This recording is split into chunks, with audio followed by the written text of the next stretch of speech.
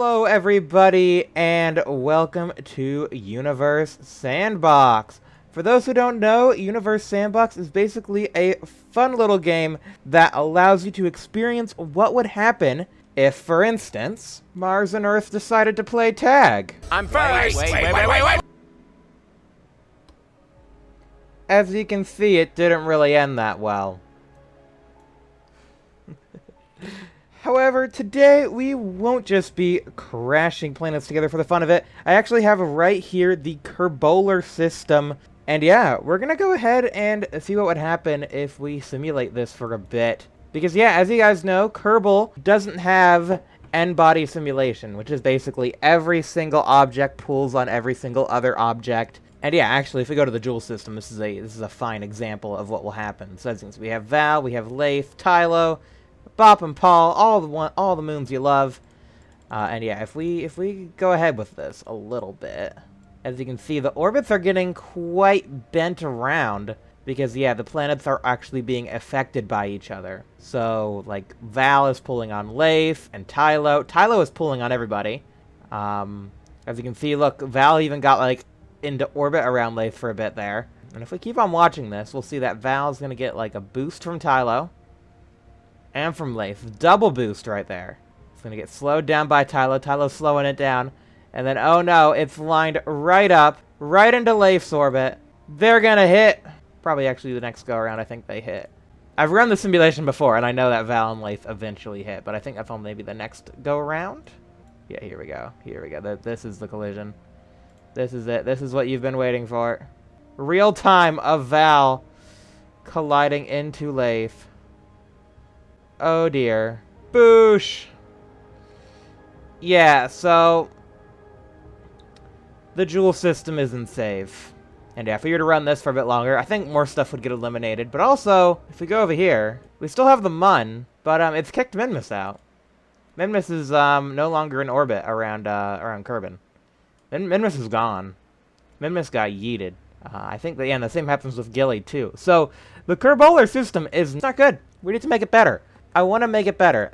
I mean, this system was made by Nick of Bean. And to be fair, it is a really good system. It is accurate to Kerbal Space Program. It's just not stable, because the system in Kerbal Space Program is not stable. Like, I'm pretty sure all these planets are probably at the correct distances. And they're at all the correct sizes, too. Although I think maybe there might be less gravity. Yeah, no, okay, no, its gravity is 9.81 meters per second. Okay, so its gravity is actually good. I don't know why it has a red atmosphere. Can we change that? Kerbin, you should have a blue. There we go. So we ain't Duna over here. So yeah, let's see if I can try and figure out a way to actually keep Minmus from leaving. I mean, obviously we can move it closer, but then the Mun might affect it. So how would be a good way to keep Minmus from leaving? So yeah, let's just get Minmus a little bit closer. Like right about there seems good. Actually, an elliptical orbit could be nice, like a captured asteroid. Yeah, like that. Yeah, let's try that. Let's try like an elliptical orbit. And maybe we could even put you in like a retrograde orbit to make it just more seem like it's just a captured asteroid. Because, you know, Neptune has Triton, and Triton is a captured moon, which actually orbits retrograde. It doesn't orbit the same direction. So we gotta honestly do the same with Minmus. If we just take its speed, it's 0.273. Let's make it negative 173. Ooh, that gets really close. But I think that might be stable. Let's see what that does. And see if Minmus stays in orbit. But yeah, no, it seems like it's working. You know, it's a unique orbit for sure. Obviously, it'd be a lot harder to get to. It's actually being perturbed a little bit as well. Like we got some orbital precession going on. But I think Minmus would honestly be better in an orbit like that. I mean, it would require a bit more planning and also launching retrograde. So it actually does make Minmus harder to get to. Actually, let's see what happens if we actually make it orbit prograde. Let's see what happens. Let's see. I think this is actually going to kick it out of the system. Yeah, see? Look at that. When it's going the same direction as everything else, they get stuff flung off. So retrograde orbits really do seem to help. Yeah, this seems just a lot more unstable. Yeah, look how much more it's getting moved. Because it's, you know, encountering the Mun. So much more frequent. Oh, that was a spicy. Oh, yeah. This ain't gonna end well for the Kerbals. Did anybody order some mint ice cream? Bang! Oh, skimmed. It, like, skimmed across the atmosphere and created a big ol' gash on the side. And one more time. Woo! Oh, is it actually gonna become a ring? I think it's gonna turn Minmus into a ring. Yeah. There you go, look. There's rings. Kerbin has rings now. Anyways, I think we can go ahead and try and do the same for Gilly. But first off, I want to check out Duna. Duna, there's no problems with Duna, but Duna's actually pretty cool. Because Duna and Ike, because Ike is so big, they actually form a binary system. So as you can see, the berry center it's still within Duna, but as you can see, it's quite far out there, so technically they could be considered binary because, yeah, the berry center is quite far off the center, but yeah, it's not quite binary. But look at that. Yeah, so it's pretty cool. Yeah, not quite, like, completely binary, like Pluto and Charon, but, you know, pretty close. Like, obviously, if you were flying into Duna, flying your spaceship into there, like, you would notice the fact that, Duna would be doing this little dance. And, like, you would be orbiting this point, like, off to the side. Like, you'd be orbiting the berry center until you got close enough to Duna, where Duna was the, gravitational parent. But before you did that, you'd be, you know, it would just make for such a unique experience, like, just flying in here and then, like, suddenly you switching your orbit and then being around. It's very interesting. As you saw, the orbits were flip-flopping there. But anyways, we have another moon to save, and that's Gilly. Oh, look at Eve. My goodness. Got the green on the edge. That's pretty cool. Like the green sunset. Yeah. That's pretty neat. But yeah, I wonder if we can just, like, invert Gilly. Like, give it a retrograde orbit. I bet we would need to put it a little bit closer. But let's just see what happens. What's gonna happen with little Gilly? So yeah, again, we're just gonna make its velocity negative, so that way it's doing the inverted orbit. And yeah, we're gonna see what happens with Gilly. Yes, it's still getting flung out, it looks like. Yeah, it's just orbit slightly too far away to be held in by Eve's gravity. So, let's go ahead and take Gilly. Let's move it so it's like, kind of like Mun. I don't know, maybe like right there. Could be good. And then we'll auto-orbit it. There we are. That should be more stable, I think. Yeah. Nice circular orbit. Obviously not quite good for a captured asteroid, but you could put it, like, in the same orbit like Minmus was in, like an elliptical kind of retrograde thing. But just to allow Eve to hold on to its moon, this is a good distance. And yeah, Eve's surface gravity is accurate here. It just goes to show, like, the closer you are to the sun, the closer you get to Kerbal, the less sphere of influence these planets have. So a moon has to be a lot closer in order to stay in orbit.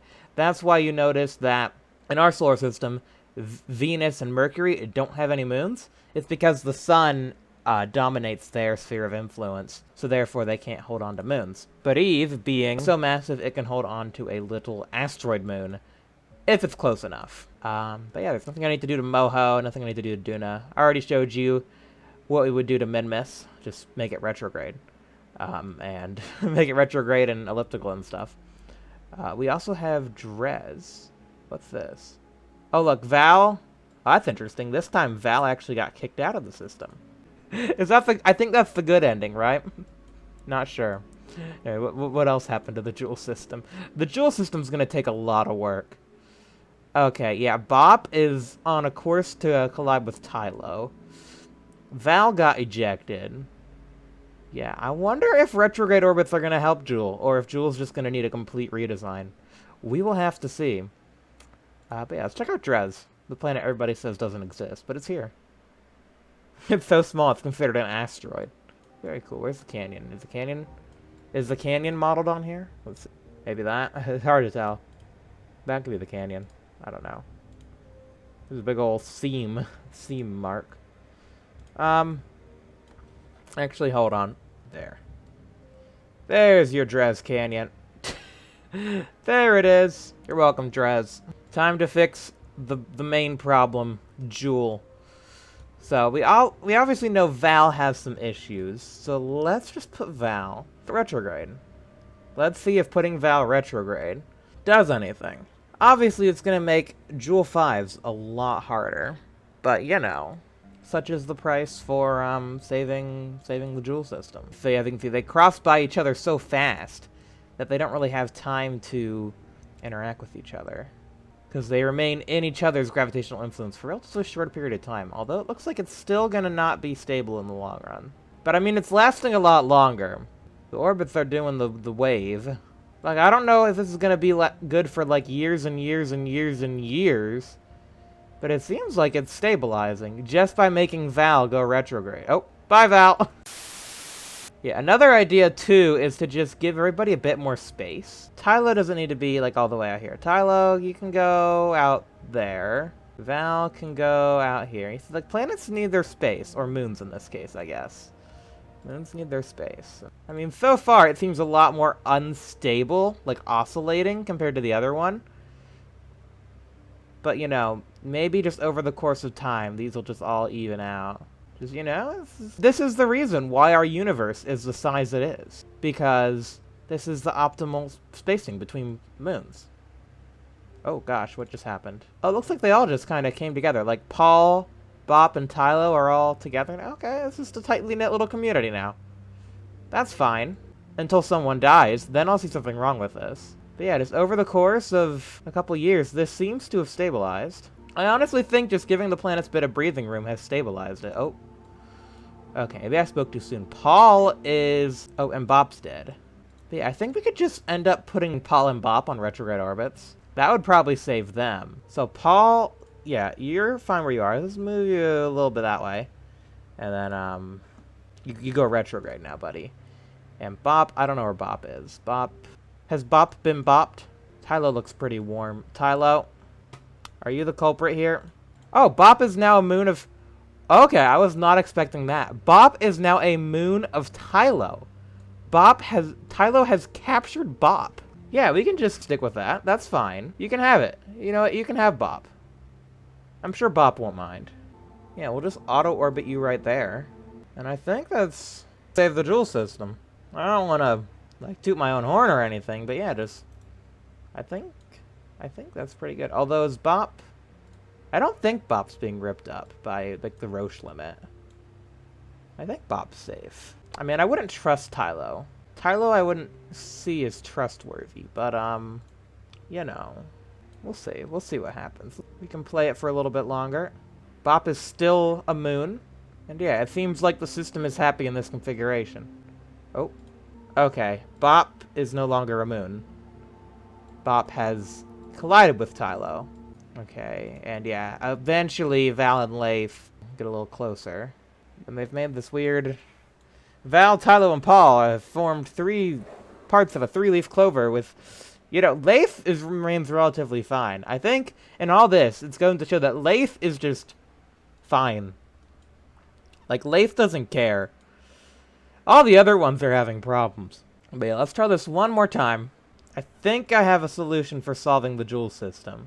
So first off, Paul and Bop gonna have to be retrograde. It's gonna make it a bit harder to get to these moons, you know, on the good old Jool 5 mission. And then, yeah, I think I just want to take Tylo, the big old bully, and get him out here to Paul's height, maybe? Put you there, we'll put Val in between you. And then, yeah, let's see what happens with this. So we can go ahead and tell the simulation to advance 100 year. Oh gosh, everything died. All that remains is Val and Bop. Where did Tylo go? Did you guys finally eat Tylo? Oh, and Duna actually ejected Ike. So yeah, I wonder if running at maximum speed just breaks things. Okay, let's do that again, but let's not run it at, like, ludicrous speed. I just want something that, you know, is somewhat believable.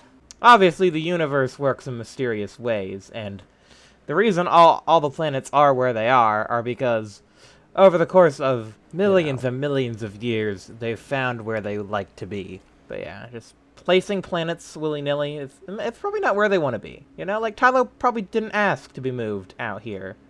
Neither did Val. But you know what? We're moving them out here because I'm trying to protect them, you know? I'm trying to protect our planetary buddies. Yeah, that seems pretty good. Okay, I like that. Let's run this for a bit. Honestly, doesn't look too bad. Like, I'd honestly say with some fine-tuning, this orientation would work. It's wobbling, but, you know, they're staying circular. Like, Val isn't becoming eccentric, Tylo is becoming eccentric, Paul and Bop are getting twisted around, and that's fine. I just can't find the right spot for them. Yeah, there goes Paul. There's some position in which Paul is just fine. Same with Bop. Like, you could just put them, like, on the far orbit. You know, captured asteroid. No, I just hope this goes to show, like, how unique kind of our solar system is. And, like, if you were to scale it down, you know, Kerbal scale, it doesn't work. Like, the gravitational influences, they just fall apart. But yeah, to end off, I want to show you just how small this system is. Because it might be kind of hard to tell, like, exactly how small everything is. So yeah, let's go to Eve. Eve, how about you meet the Earth? Yeah. That's how small the Kerbal system is compared to Earth. Eve would maybe be, like, Europe. Yeah, no, the Kerbal system is tiny. As you can see, it's calling this, actually, it's calling Eve a planet. It was calling Dres an asteroid. I believe it's calling Moho a dwarf planet. Yeah, Moho's a dwarf planet. Yeah, it's just based on size. The names it gets. Things, but yeah, Jool. Jool's pretty unique, because actually, if we go to Jool, and we take Earth, and we put Earth next to Jool, they could be big buddy old pals. And Lath's just over here like, my goodness. And then we take the moon. Look how small Lath is compared to the moon. Lath could be a moon of our moon. Okay. Oh yeah, Lath is dense. I forgot about how dense Lath is. It's 58.5 grams per cubic centimeter to give it its 9.81 meters per second surface gravity. Yeah, it's basically got the same gravitational pull as Earth. So if we were to fix that, so if we just give Lath a 5.51 density, there you go. Lath is a mini moon. Even though, yes, the density would definitely rip the moon apart. But yeah, no, it remains semi-stable. I don't know for how long it would be stable, but, you know, it's there. It's small. Like, you'd have a better chance putting, like, Moho or Dres in orbit, but, you know, this is... It's orbiting. But anyways, if you guys enjoyed this video, please be sure to leave a like. I would love to do more of this. Let me know what else you guys would like me to simulate in Universe Sandbox.